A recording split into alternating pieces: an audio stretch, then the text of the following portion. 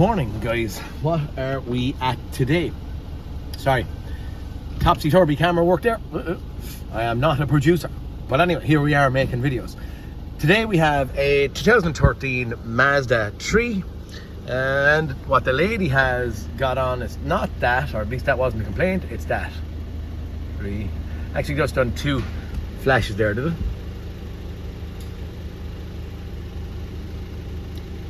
Two and then 4.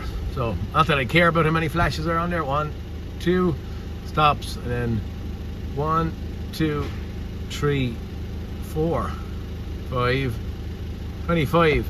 Now I don't know if that's of any use to any of you as a direction. I know nothing of any of that crack. Too old fashioned for me.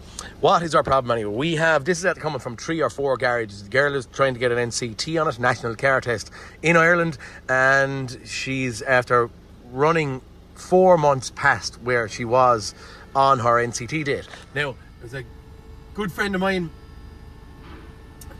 AHS Tuning in Dungarvan, that directed her towards us because we do a lot of Mazdas, and said, go down to Peter Kennedy, he'd sort you out.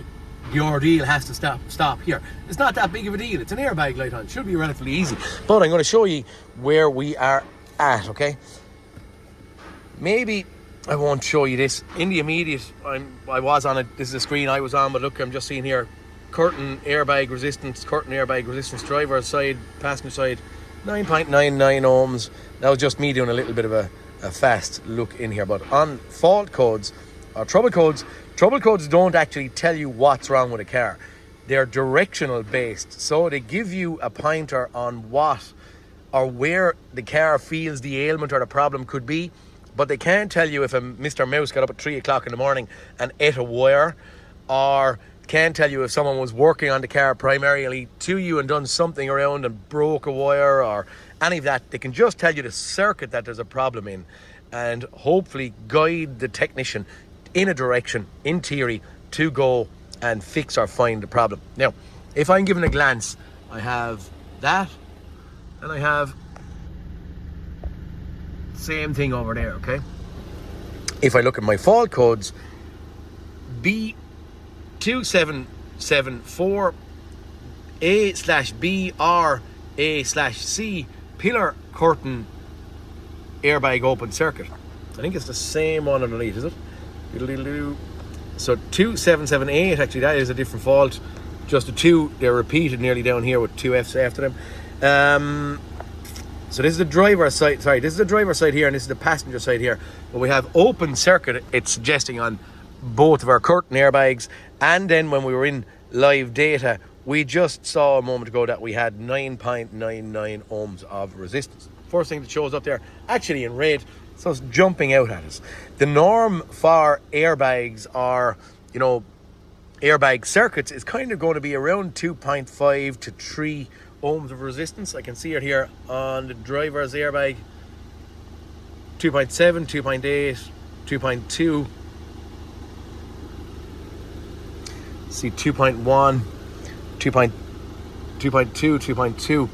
So in theory, that 9.9 is forever too high. Now, I don't know. I do know, I've actually, do you know what, I'll walk in and I'll show you what I'm looking at so far.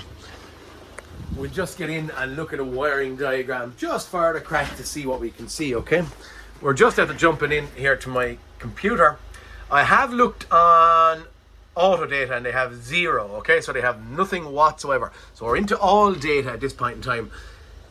Sometimes all data, because they're not redrawn and they're OE, they can be harder to read even for me. So I would jump into normally auto data to start, and if they're falling short, which happens quite commonly, I would then roll into all data.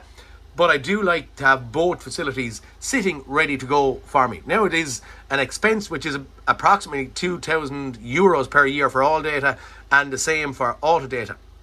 But it's a necessity. You can see it at this point in time. We couldn't in theory fix this without getting some kind of information.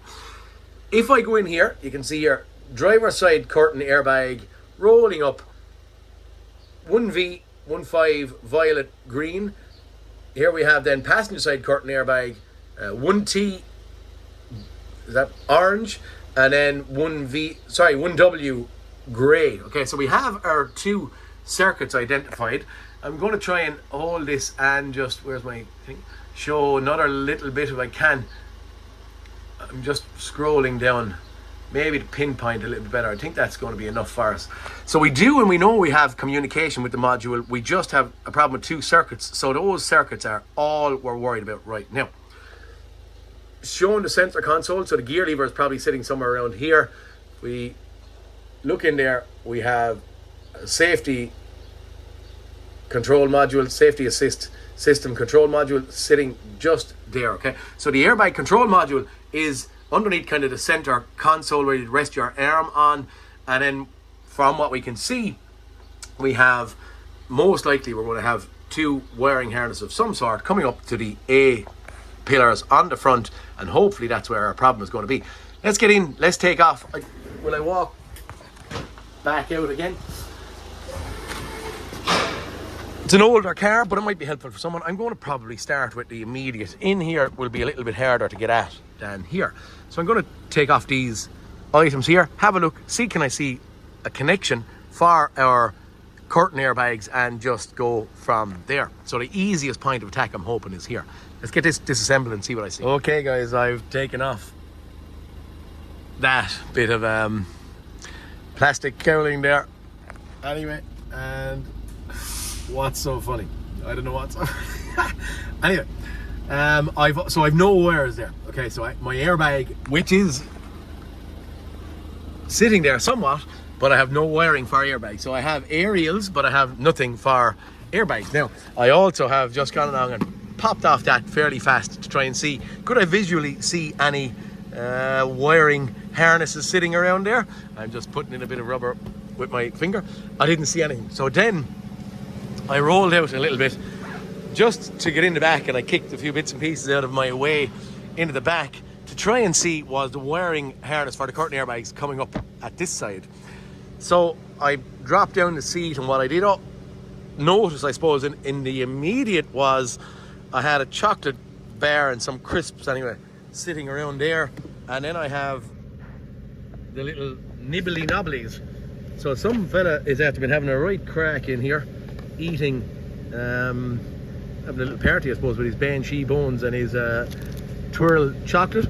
So straight away from the get-go I see that. What is that? That is a rodent of some sort inside in the car. I look in here and I don't see any wires at this point heading up. So I came back and I had a little look back in the actual trunk, and in the trunk I was wondering, do I have to remove, you know, all this debris? And I was floating on the idea maybe of disassembling this and disassembling this to try and find my wiring point, but I just, there is more rodent feces. Should have gloves on me maybe, but I lean in to try and have a look to see what I could see up and in here, and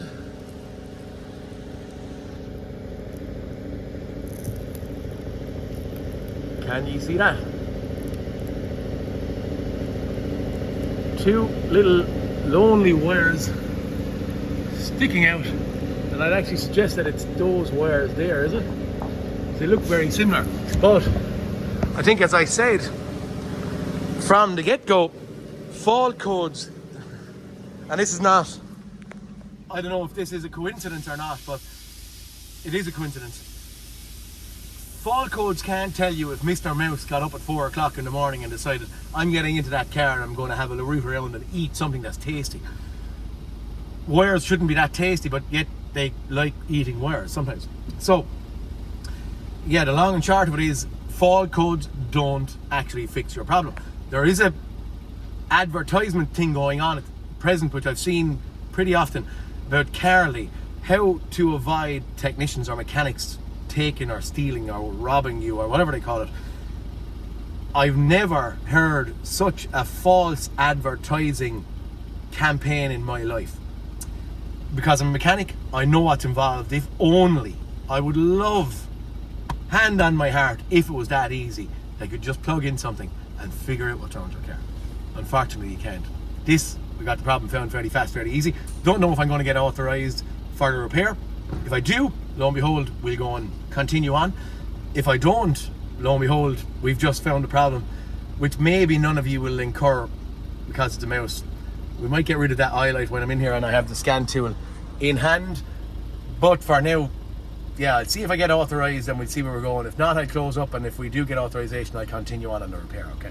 But if you can keep your car, help Dave Sterling, a good friend of mine, said one day, when customers come to you and they've no diesel in the car and they have the thing in a mess, he nearly sends them away for them to help themselves before he can help them. I'm starting to get the same grumpy old thought. Help yourself if you're a customer before we can actually assist in helping you also. So keep your stuff in order. And if the stuff is in order, in theory you shouldn't have too many rodents. Fingers crossed. Not saying it would avoid it, but you know, you're trying to stay on top of this problem. For now, I'll go and try and see can I get authorization, and I'll talk to you in a minute. Okay guys, we are closing this one up at this point. I've just been talking to the customer and she's time restraints, etc., and she's going to come back to us at another point in time to get her wiring related problems fixed. On the back is kind of no good a video unless I get part 2, so I'm hoping that maybe I get a part 2 sent out in the close proximity of the repair. Either here or there, it's a video, might be some content that might do some bit of good for you. Fingers crossed, okay? Please like and subscribe, and I'll talk to you on the next cartoon. Peter Kennedy signing out. See you later, guys.